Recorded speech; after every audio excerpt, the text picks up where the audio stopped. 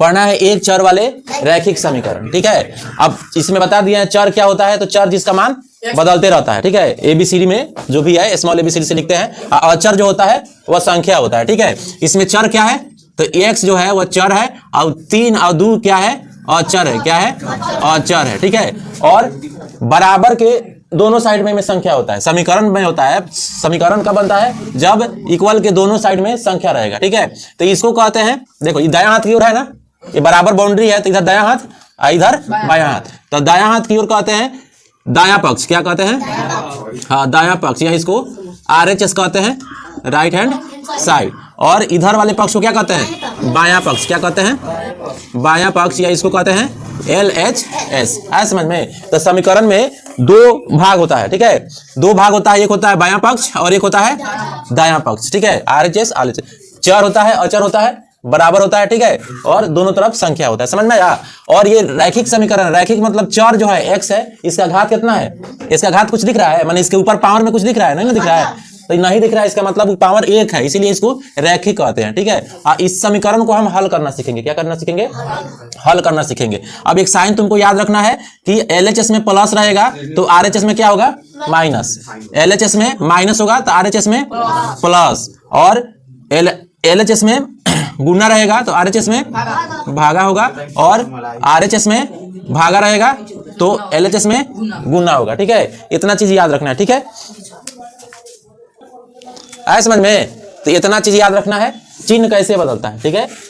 अगर अपना चिन्ह, जो भी चिन्ह है, अगर एक साइड से उस साइड में जाएगा, चाहे उस साइड से इस साइड में आएगा, तो ये क्या होगा, ऐसे चेंज हो जाएगा, बदल जाएगा। तो याद रहेगा, है तो इसको नोट करना है। अब हम चलते हैं इसको हल करना, ठीक है। अब देखो समीकरण को हल करते कैसे करेंगे, समीकरण का हल हम कैसे निकालेंगे। तो इसी समीकरण को लेते हैं, 2x - 3 बराबर 7, ठीक है। अब हमको हल करना है, मतलब इसमें x का मान निकालना है, मतलब x के जगह पे इधर क्या रख दोगे कि इसका मान 7 हो जाएगा, ठीक है।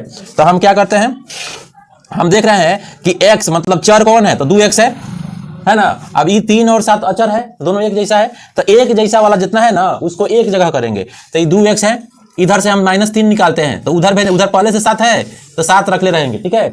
और -3 उस साइड में जाएगा तो क्या होगा, -3, माइनस उधर जाएगा तो क्या होगा, प्लस। 3 है तो 3 हो जाएगा, ठीक है। अब कितना आ गया, 2x बराबर 7 को 3 को कितना होता है, 10 होता है, ठीक है। और यहाँ पे x निकालेंगे। अब x के साथ 2 कथी में है, गुना में। कोई चिन्ह प्लस या माइनस दिख रहा है, भागा दिख रहा है, कुछ नहीं दिख रहा है, तो गुना में है, ठीक है। अब यहाँ से 2 निकालेंगे, उस साइड में भेजेंगे, तो गुना है, उधर जाएगा तो क्या होगा, क्या होगा, भागा। तो ये करेगा कितना, 10 भागा 2, कितना हो जाएगा, 2 पचे 10। तो x बराबर कितना आया, x बराबर कितना आया, 5। अब इसका हम जांच करके देख लेते हैं कि हम बनाए हैं वो सही है कि नहीं, ठीक है। अब जांच कैसे करना है, ठीक है। तो जांच करने के लिए हम LHS RHS दोनों में से एक लेंगे। तो LHS में देख रहे हैं कि हमको x है, ठीक है। तो ये वाला भाग लेंगे LHS, तो LHS में हम लिखेंगे LHS बराबर कितना है, 2x - 3 है ना LHS में। और LHS में ऐसा करेंगे, x का मान रख के देखेंगे कि 7 आ रहा है कि नहीं, ठीक है।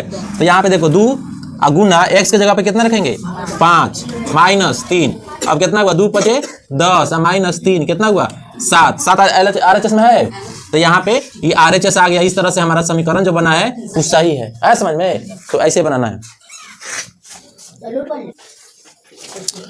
चलो एक क्वेश्चन देखते हैं। क्वेश्चन है 8x + 4 बराबर 3 × x - 1 + 1। अब देखो बराबर है, समीकरण है कि नहीं, तो बराबर के दोनों साइड संख्या है ना, तो समीकरण है। अब समीकरण में LHS और RHS देखना है, ठीक है, दोनों है। हमको इसको क्या करना है, सॉल्व करना है। ये क्वेश्चन को सॉल्व करना है, मतलब x का मान निकालना है। तो देखो सबसे पहले यहाँ पे देख रहे हैं, तो यहाँ पे कुछ काम अभी करना बाकी है, ठीक है। तो यहाँ पे हम लिख देते हैं 8x + 4 बराबर, इसको देखो ब्रैकेट के अंदर x - 1 है, ब्रैकेट के बाहर 3 है। 3 जब जाएगा दोनों के पास तो दोनों में गुना कर देगा, ठीक है, क्योंकि 3 और x के बीच में ब्रैकेट के अंदर गुना है। 3 गुना x कितना हो जाएगा, 3x, और 3 गुना 1 कितना होगा, 3 हो जाएगा, प्लस 7 हो जाएगा। हो गया, ये समझ में आया। 3 में 1 से गुना किए 3x हो गया, 3 में 1 से गुना किए तो 3 हो गया, माइनस इसके पहले माइनस हो गया। ये बाहर है तो ये 3 इसके साथ नहीं जाएगा, ठीक है।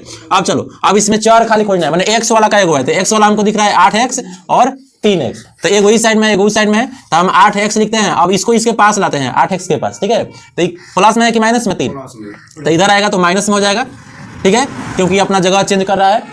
अब यहाँ पे देख रहे हैं 4 - 3 और 7, सब एक जैसा है, तो इसको एक जगह रखेंगे, तो पहले से बराबर के उस साइड में -3 पहले से है, 7 पहले से है, हम इसको 4 को उधर ले जा रहे हैं, तो 4 कथी में है, प्लस में है ना, माइनस में हो जाएगा। ठीक है, अब करो 8 में से 3 गया क्या होगा, 5x है ना। अब यहाँ पे देखो 2 को माइनस में है, ये -3 और -4 तो -7 हो जाएगा। अब +7 कितना होगा, 0 हो जाएगा, मतलब हम लिख सकते हैं -7 अब +7 होगा।